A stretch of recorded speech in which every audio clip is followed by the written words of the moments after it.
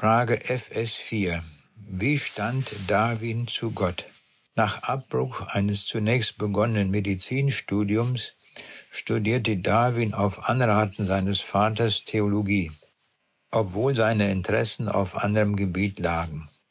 In seinem Buch Die Entstehung der Arten durch natürliche Zuchtwahl schrieb er: Es ist wahrscheinlich etwas Erhabenes um die Auffassung, dass der Schöpfer den Keim allen Lebens, das uns umgibt, nur wenigen oder gar nur einer einzigen Form eingehaucht hat und dass, während sich unsere Erde nach den Gesetzen der Schwerkraft im Kreise dreht, aus einem so schlichten Anfang eine unendliche Zahl der schönsten und wunderbarsten Formen entstand und entsteht.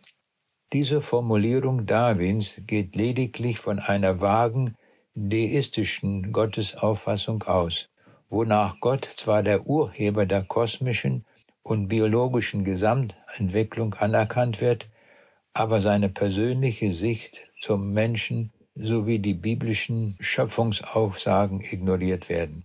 Mit der Aussage, der Mensch trage den unauslöschlichen Stempel seines tierischen Ursprungs, bringt Darwin sein gebrochenes Verhältnis zur Bibel vollends zum Ausdruck.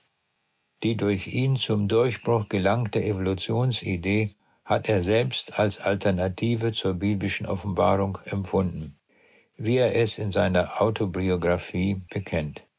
In dieser Zeit war ich allmählich zu der Sicht gelangt, dass das Alte Testament aufgrund seiner offensichtlich falschen Weltgeschichte nicht glaubhafter war als die heutigen Bücher der Hindus oder die Glaubensinhalte der Barbaren.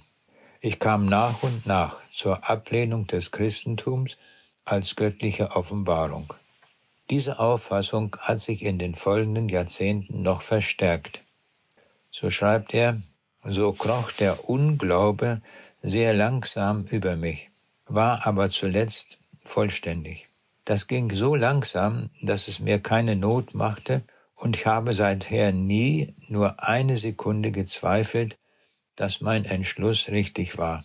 Ich kann in der Tat kaum verstehen, wie irgendjemand wünschen sollte, das Christentum sei wahr.